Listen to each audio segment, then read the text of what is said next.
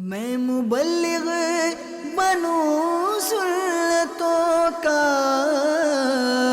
خوب چرچا کروں سنتوں کا، ہو کرم بہر خاک مدینہ۔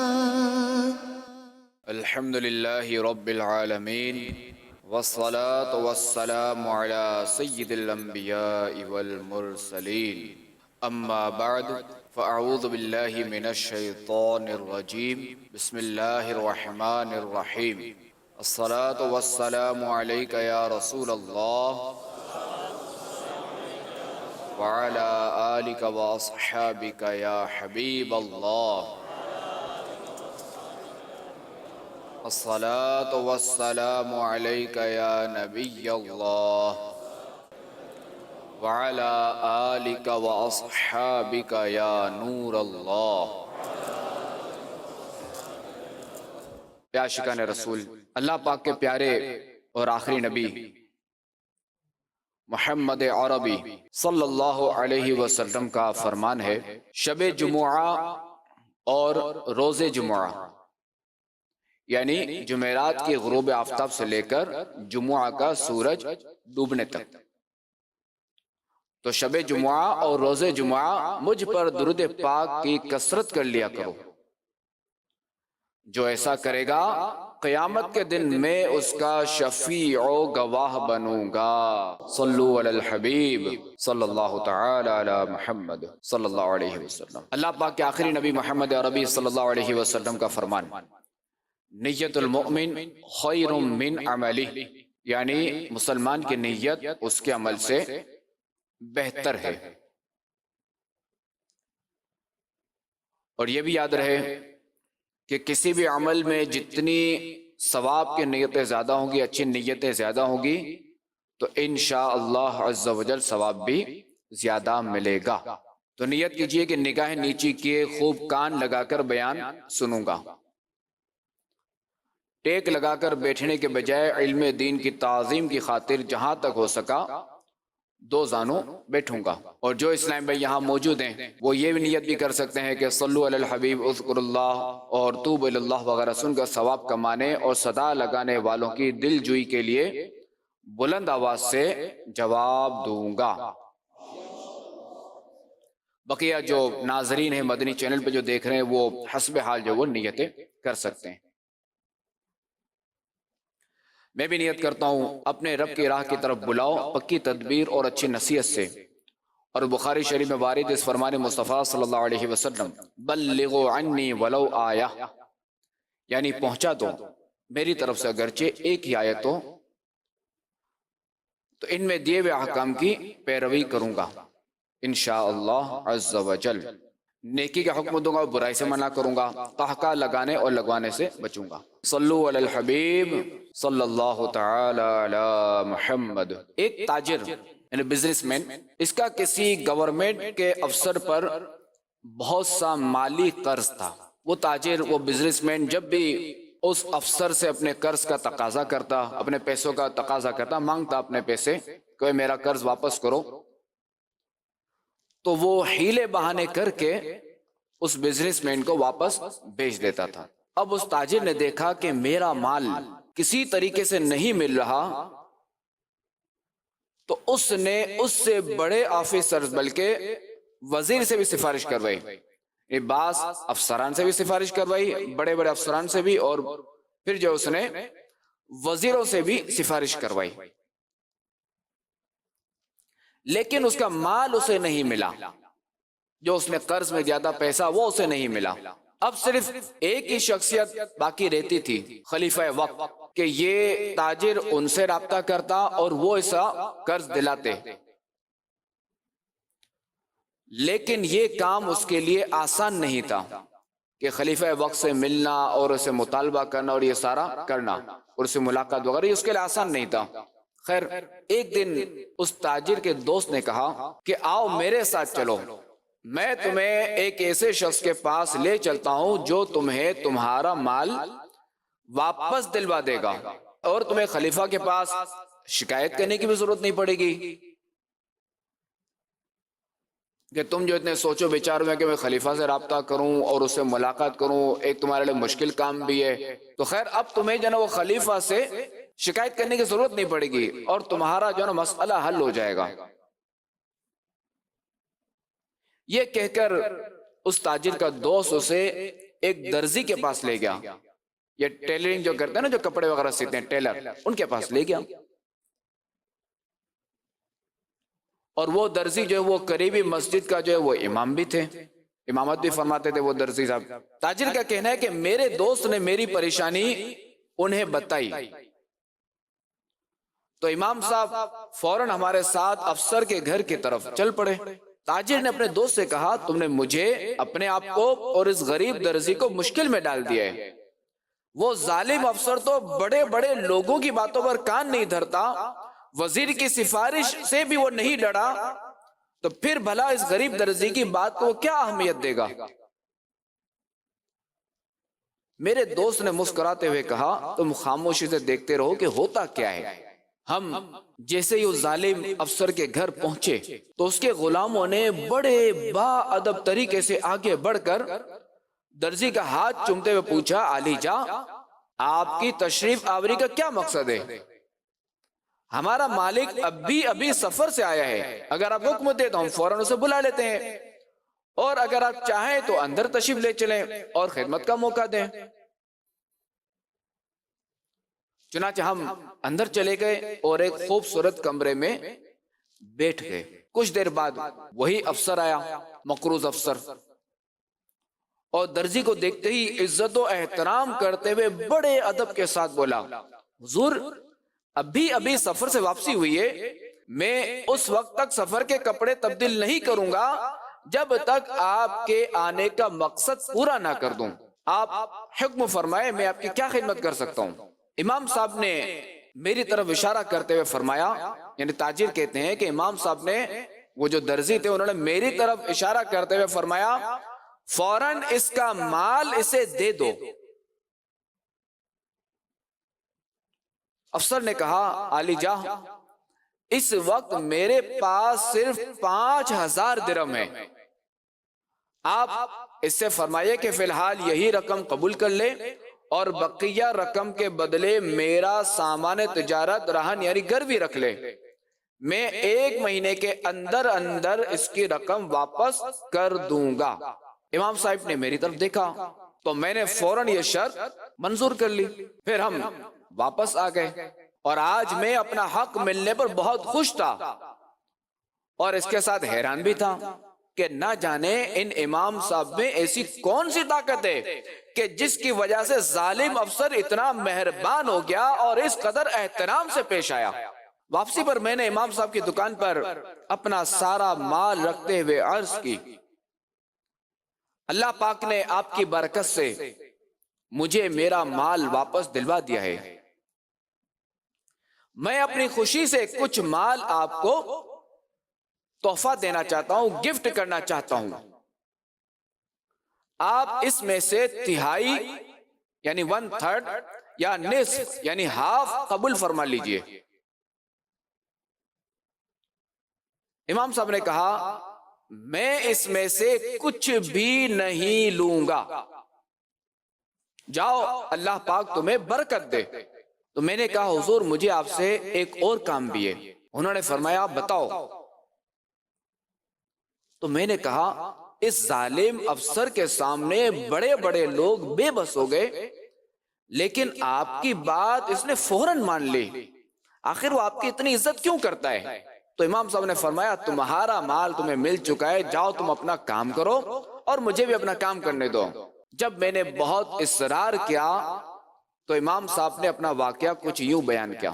یہ تاجر کہتے ہیں کہ جب میں نے اپنا بہت اصرار کیا، میں نے ضد کی امام صاحب کے سامنے کہ مجھے وجہ بتاؤ، ایسی کیا وجہ ہے، ایسا کیا ماجرا ہے کہ یہ ایسا افسر جس کے میں نے اتنی سفارشیں کروائی، اتنی میں نے ترکیبیں کی مگر پھر بھی کچھ نہ بنا، لیکن آپ گئے اور آپ نے خالی ایک جملہ کہا، نے آپ نے کہا تو اگلے نے سارا میرا مال واپس کر دیا، اسی کیا وجہ ہے؟ تو اب امام صاحب نے کچھ یوں بیان کیا کہ میں اس مسجد میں 40 سال سے امامت کر رہا ہوں اور ساتھ میں درزی کا کام بھی کرتا ہوں, کپڑے وغیرہ بھی سلائی کرتا ہوں لوگوں کے, اور اسی سے میرا گزر بسر ہوتا ہے. ہمارے گھر کے راستے میں ایک افسر کا گھر ہے. ایک مرتبہ جب میں اپنے گھر جا رہا تھا تو دیکھا کہ نشے میں بدمست وہ افسر ایک عورت کو پکڑ کر اپنے گھر کی جانب کھینچ رہا تھا.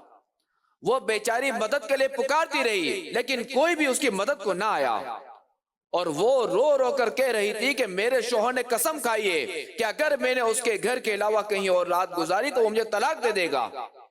اگر یہ ظالم مجھے اپنے گھر لے گیا تو میرا گھر برباد ہو جائے گا اور میں رسوا ہو جاؤں گی. خدا کے لیے مجھے اس ظالم سے نجات دلاؤ.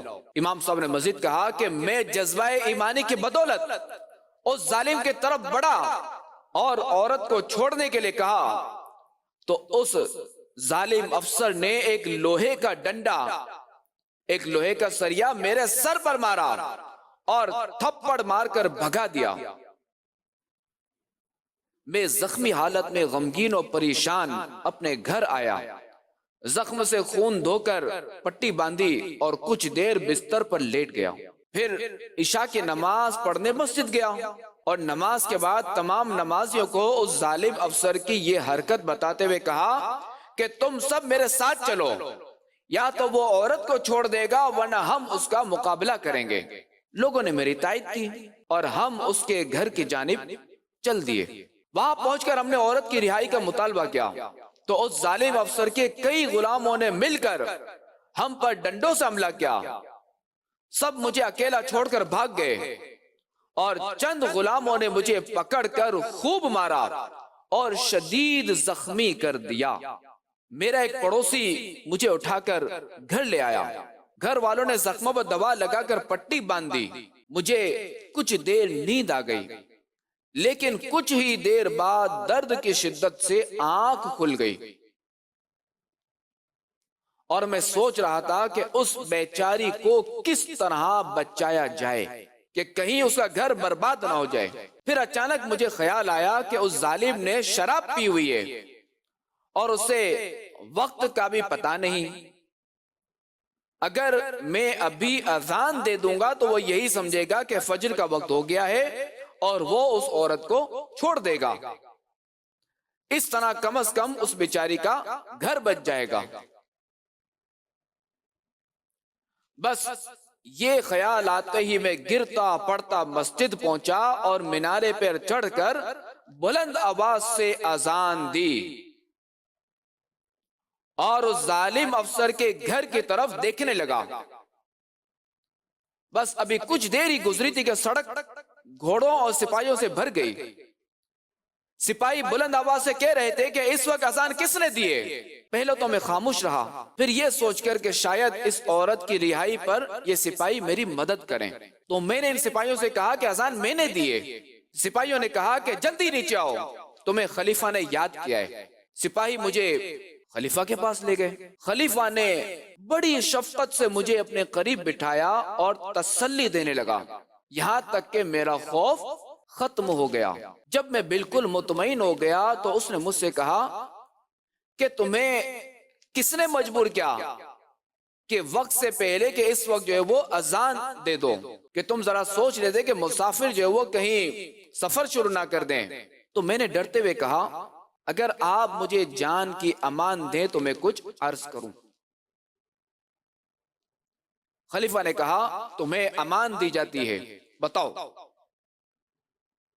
چنانچہ پھر میں نے اس ظالم افسر اور عورت کا سارا واقعہ خلیفہ کو سنایا اور اپنے زخم بھی دکھائے. تو خلیفہ نے غصے میں آ کر سپاہیوں کو حکم دیا کہ ابھی اس افسر اور اس مظلومہ عورت کو میرے سامنے حاضر کرو. چنانچہ کچھ ہی دیر میں سپاہی اس افسر اور عورت کو خلیفہ کے پاس لے آئے. خلیفہ نے مجھے کمرے میں بھیج کر عورت سے حقیقت حال پوچھی تو اس نے بھی وہی کچھ بتایا جو میں نے بتایا تھا. خلیفہ نے چند قابل اعتماد عورتوں اور سپاہیوں کے ساتھ اس عورت کو اس کے گھر بھیج دیا. پھر خلیفہ وقت نے مجھے بلایا اور اس افسر سے پوچھا بتاؤ تمہیں کتنی تنخواہ ملتی ہے. بتاؤ تمہارا کاروبار سے تمہیں اپنے کاروبار سے کتنا نفع ملتا ہے اور تمہارے پاس کتنی کنیزیں ہیں اور تمہاری سالانہ آمدنی کتنی ہے؟ تو ظالم افسر نے اپنی کثیر آمدنی اور کنیزوں کے بارے میں بتایا.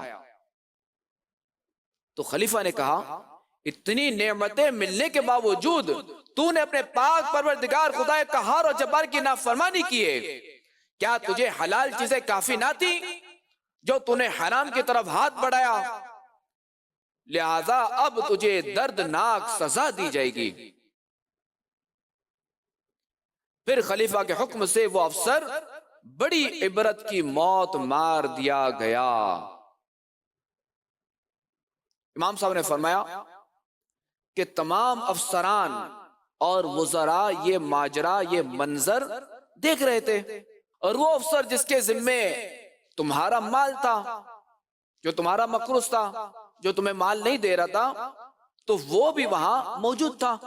پھر خلیفہ نے جو وہ مجھے مخاطب کر کے کہا اے شیخ، ہمارے اس ملک میں آپ جہاں بھی کوئی برائی دیکھیں، جہاں کسی ظالم کو ظلم کردہ دیکھیں تو اسے روکیں، چاہے وہ کوئی بھی ہو. پھر ایک بڑے افسر کی طرف اشارہ کر کے کہا چاہے یہ اعلیٰ افسر ہی کیوں نہ ہو، اور اگر کوئی تمہارے خلاف کوئی جرأت کرے اور تمہاری بات نہ مانے تو تم فوراً مجھے اطلاع کر دینا، اور ہمارے اور تمہارے درمیان اذان یہ نشانی ہوگی. تم وقت سے پہلے اذان دے دینا، میں سمجھ جاؤں گا اور تمہاری آواز سنتے ہی تمہاری مدد کو پہنچوں گا. صبح ہوتے ہی یہ خبر پورے شہر میں پھیل گئی اور ہر خاص و عام کو میرے اختیارات کے متعلق معلوم ہو گیا، میری پاور کا معلوم ہو گیا. اس دن سے لے کر آج تک ایک مرتبہ بھی ایسا نہ ہوا کہ میں نے کسی کو انصاف دلوانے کی کوشش کی ہو اور اسے انصاف نہ ملا ہو، اور خلیفہ کے ڈر سے ہر شخص میری ہر بات فوراً مان لیتا ہے. امام صاحب نے یہ بھی کہا کہ اب تک مجھے کوئی ایسی نوبت بھی نہیں آئی کہ یعنی کہ لوگوں نے افسران نے وزراء نے میری بات نہ مانی ہو یا مجھے زود و کوب کیا ہو یا مجھے مارا پیٹا ہو اور مجھے اذان دینی پڑے، تو اس کی مجھے نوبت بھی نہیں آئی. یہ کہہ کر وہ امام صاحب جو ٹیلر بھی تھے تو وہ اپنے کام میں مصروف ہو گئے اور میں اپنے گھر چلا آیا. تو اے عاشقان رسول مدنی چینل کے ناظرین، دیکھا آپ نے کہ ظلم کا انجام کس قدر بھیانک ہے. ظالم وقتی طور پہ تو اپنا کام دکھاتا ہے، وقتی طور پہ تو اپنی پاور کے ذریعے وہ جو کچھ کر سکتا ہے، اپنے اختیارات کا ناجائز استعمال کر سکتا ہے، مگر جب اس کی پکڑ ہوتی ہے تو وہ بچتا نہیں ہے. بخاری شریف میں ہے کہ اللہ پاک کے پیارے اور آخری نبی محمد عربی صلی اللہ علیہ وسلم کا فرمان ہے بے شک اللہ پاک ظالم کو مہلت دیتا ہے یہاں تک کہ جب اس کو اپنی پکڑ میں لیتا ہے تو پھر اس کو نہیں چھوڑتا. یہ فرما کر رسول اللہ صلی اللہ علیہ وسلم نے پارہ 12 سورہ ہود کی آیت نمبر 102 تلاوت فرمائی وَكَذَلِكَ أَخْذُ رَبِّكَ إِذَا أَخْذَ الْقُرَى وَهِيَ ظَالِمَةٌ إِنَّ أَخْذَهُ عَلِيمٌ شَدِيدٌ. ترجمہ کنز ایمان، اور ایسی ہی پکڑ ہے تیرے رب کی جب بستیوں کو پکڑتا ہے ان کے ظلم پر، بے شک اس کی پکڑ دردناک کری ہے. ہمیشہ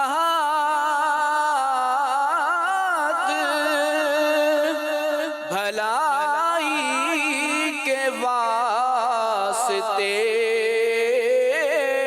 اٹھے،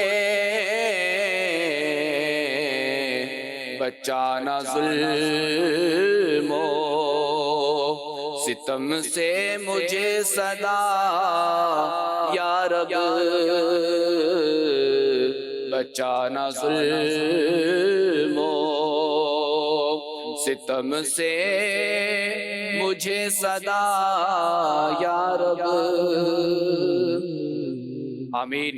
صلو علی الحبیب صلی اللہ علی محمد. تو اے عاشقان رسول، اے مدنی چینل کے ناظرین، اس واقعے سے جہاں ظالم کے ظلم کے عبرتناک انجام کا پتہ چلا، وہیں اذان کی برکت سے ظلم کا بھی خاتمہ ہوا، اور اذان کی برکت سے ایک عام سے شخص کی بادشاہ وقت تک نہ صرف رسائی ہو گئی بلکہ اتنا بڑا اختیار مل گیا کہ وہ ملک سے جرموں کو ختم کر دے، وہ ملک سے جرائم کو ختم کر دے، اتنا بڑا اختیار مل گیا۔ تو اے عاشقان رسول، اذان کی بے شمار برکتیں ہیں۔ اذان کا لغوی معنی ہے خبردار کرنا، اور کیا آپ جانتے ہیں کہ سب سے پہلے اذان کس نے دی؟ آئیے سنتے ہیں کہ سب سے پہلے اذان کس نے دی۔ ایک روایت کے مطابق حضرت جبریل امین علیہ السلام نے معراج کی رات بیت المقدس میں سب سے پہلے اذان دی، جب حضور صلی اللہ علیہ وسلم نے سارے نبیوں کو نماز پڑھائی، مگر مسلمانوں میں ہجرت کے بعد فرسٹ ہجری میں شروع ہوئی، اور ایک بار اللہ پاک کے آخری نبی محمد عربی صلی اللہ علیہ وسلم نے سفر میں اذان دی تھی، اور کلمہ شہادت میں یوں فرمایا، یوں کہا، اشہد انی رسول اللہ، اشہد ان محمد رسول اللہ۔ ہم یہ کہتے ہیں نا اذان میں، تو ہمارے آقا علیہ السلام نے فرمایا اشہد انی رسول اللہ، کہ میں گواہی دیتا ہوں کہ میں اللہ کا رسول ہوں۔ تو اذان کی اصل وجہ تو نماز ہی کے لیے تھی، پھر دوسرے مواقع پر بھی استعمال ہوئی، مثلا بچے کے پیدا ہونے پر دائیں کان میں اذان اور بائیں کان میں اقامت مسنون ہوئی۔ اور سید اعلیٰ حضرت امام اہل سنت امام محمد رضا خان رحمت اللہ تعالی علیہ فرماتے ہیں کہ بچہ جب پیدا ہو تو اس کے کان میں اذان دی جائے کہ اس کی برکت سے بچہ ام الصبیان یعنی مرگی کے مرض سے محفوظ رہے گا۔ اچھا، جہاں جنات کا اثر ہو وہاں بھی اذان دی جاتی ہے۔ جب سواری کا جانور سرکشی کرے یعنی بتک جائے اور تنگ کرنے لگے، یا کسی بد اخلاق آدمی سے واسطہ پڑے تو بھی اذان دی جائے۔ غم زدہ، مرگی کے مریض اور غصے والے شخص کے لیے بھی اس کے کان میں اذان دینا مفید ہے، یعنی مفید یعنی فائدہ مند ہے۔ اور علامہ شامی رحمت اللہ تعالی علیہ نے اذان دینے کے 10 اوقات گنوائے ہیں۔ شہر میں مینارے پر چڑھ کر اذان کہنے والے سب سے پہلے حضرت شرحبیل بن عامر مرادی رحمت اللہ تعالی علیہ تھے، یعنی مینار پر جو سب سے پہلے اذان دی، جب مینار جو بنتا ہے، چونکہ آج کل تو مائک وغیرہ میں اذان ہوتی ہے، اسپیکر میں اذان ہوتی ہے، مؤذن مائک میں اذان دیتا ہے اور آواز اسپیکروں سے آتی ہے، تو پہلے چونکہ مینار ہوتا ہے اس میں اذان دی جاتی تھی، تو لکھا ہوا ہے کہ سب سے پہلے حضرت شرحبیل بن عامر مرادی رحمت اللہ تعالی علیہ نے مینارے پر چڑھ کر اذان دی۔ اور سید اعلیٰ حضرت امام اہل سنت امام محمد رضا خان علیہ رحمت الرحمان فرماتے ہیں کہ اذان یہ ذکر الہی ہے، اللہ تعالیٰ کا ذکر ہے، اور ذکر الہی باعث نزول رحمت ہے، یعنی ذکر الہی اللہ تبارک و تعالیٰ کی رحمتوں کے نازل ہونے کا باعث ہے، یعنی اس کی برکت سے اللہ تعالیٰ کی رحمتیں نازل ہوتی ہیں۔ تو یقیناً جب اللہ پاک کی رحمت نازل ہوگی تو بلائیں، آفتیں، مصیبتیں، بیماریاں، پریشانیاں دور ہوں گی۔ چنانچہ حدیث پاک میں ہے کہ اللہ پاک کے آخری نبی محمد عربی صلی اللہ علیہ وسلم نے حضرت علی رضی اللہ تعالی عنہ سے ارشاد فرمایا، اے علی، میں تجھے غمگین پاتا ہوں، اپنے کسی گھر والے سے کہ تیرے کان میں اذان کہے۔ اذان غم و پریشانی کی دافع ہے، یعنی اذان غم اور پریشانی دفع کرنے والی ہے، اسے دفع کر دیتی ہے۔ اور یہ روایت نقل کرنے کے بعد سید اعلیٰ حضرت امام اہل سنت فتاوی رضویہ میں فرماتے ہیں کہ مولا علی رضی اللہ تعالی عنہ اور مولا علی تک جس قدر اس حدیث کے راوی یعنی روایت نقل کرنے والے ہیں، سب نے فرمایا فجربتہ فوجدتہ، یعنی ہم نے اسے تجربہ کیا تو ایسا ہی پایا۔ یعنی جن جن راویوں نے حضرت علی رضی اللہ تعالیٰ عنہ سے روایت نقل کی تو فرماتے ہیں کہ ہم نے بھی ایسے مواقع پر اذان دی، ہم نے تجربہ کیا ہے، اور ہم نے اسے ایسا ہی پایا کہ اذان دافع رنج و بلا ہے، اذان پریشانی کو دفع کرتی ہے۔ حضرت علامہ مولانا مفتی محمد امجد علی اعظمی علیہ رحمۃ اللہ القوی فرماتے ہیں صاحب بحر شریعت کہ بچے اور مغموم یعنی غم زدہ کے کان میں اور مرگی والے اور غضبناک اور بد مزاج آدمی یا جانور کے کان میں اور لڑائی کی شدت اور آتش زدگی یعنی آگ لگنے کے وقت اور بعد دفن میت یعنی قبر پر اور جن کی سرکشی کے وقت اور مسافر کے پیچھے اور جنگل میں جب راستہ بھول جائے اور کوئی بتانے والا نہ ہو اس وقت اذان مستحب ہے۔ مفتی محمد امجد علی اعظمی رحمت اللہ تعالی علیہ مزید فرماتے ہیں کہ وبا یعنی بیماری کے زمانے میں بھی اذان مستحب ہے۔ تو یہ عاشقان صحابہ و اہل بیت مدنی چینل کے ناظرین، پاکستان سمیت دنیا کے کئی علاقے کئی ممالک ایک موذی بیماری جو کرونا وائرس جسے ہم کہتے ہیں کہ کرونا وائرس نے جو ہے وہ ایک خوف و ہراس پھیلا رکھا ہے۔ تو یہ عاشقان رسول چاہے غریب ہو یا امیر تقریباً سبھی پریشانی سے دو چار ہیں اور گھبراہٹ اور تشویش میں مبتلا ہیں کہ نہ جانے آگے کیا ہوگا۔ تو آئیے اس آفت و پریشانی کے وقت میں ذکر الہی کریں، ہم اذانیں دیں، صلاۃ و سلام پڑھیں، درود و سلام کی کثرت کریں، اللہ تبارک و تعالیٰ کا ذکر کریں اور خوب دل لگا کر دعائیں مانگ کر اپنے پیارے رب کریم اپنے پیارے رب رحیم کو راضی کرنے کی کوشش کریں۔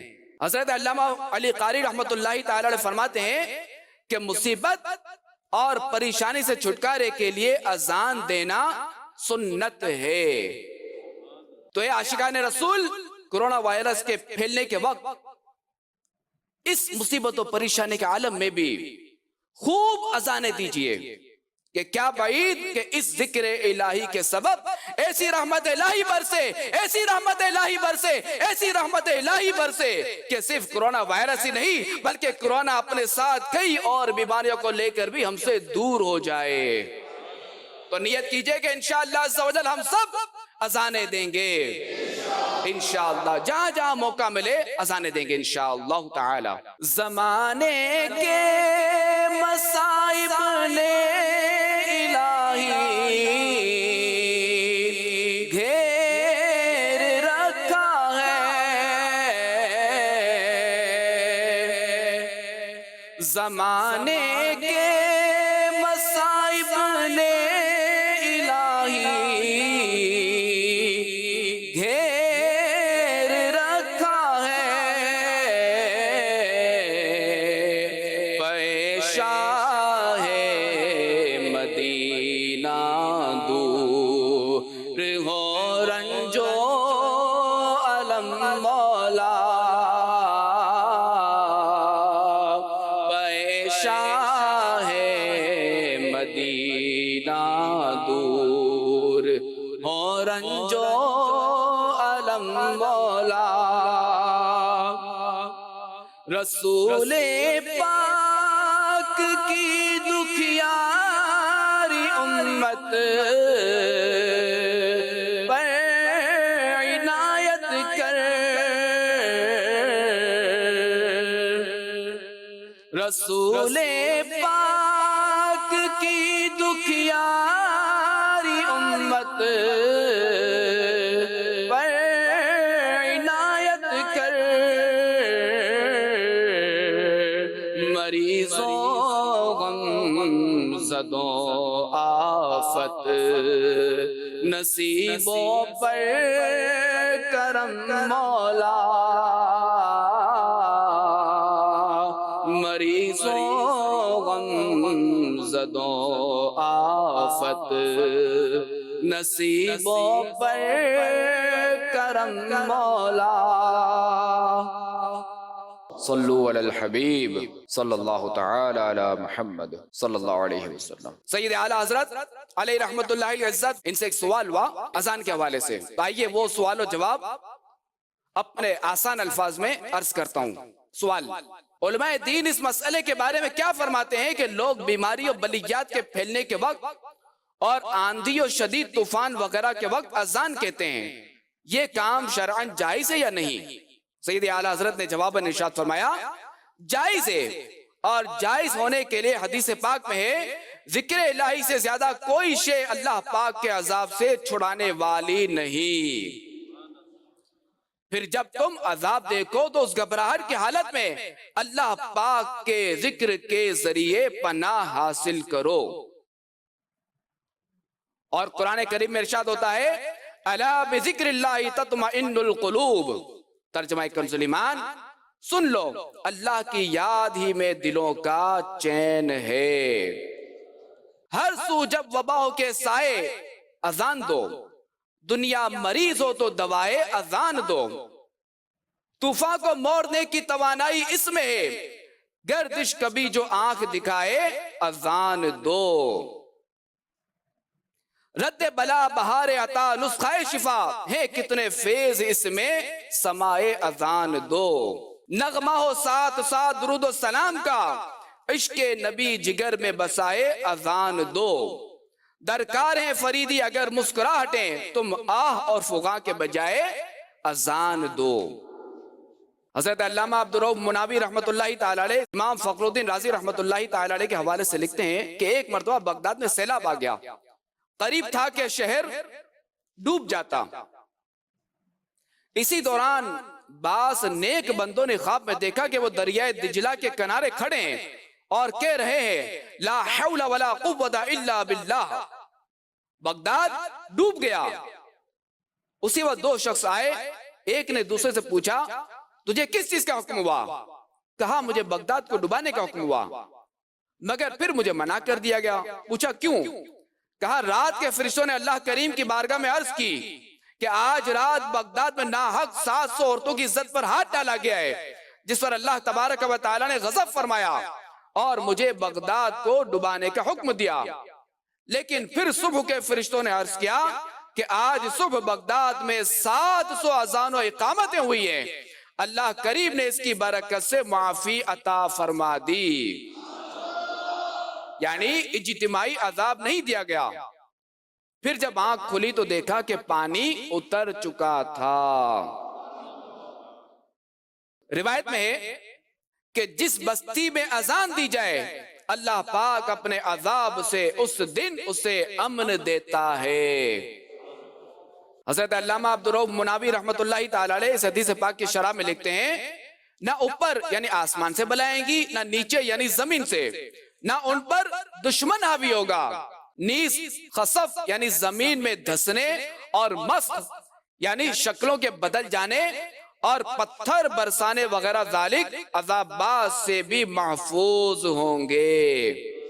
صلو علی الحبیب صلی اللہ تعالی علی محمد صلی اللہ علیہ وسلم۔ میں مبلغ بنوں سنتوں کا، خوب چرچا کروں سنتوں کا، ہو کرم بہر خاک مدینہ۔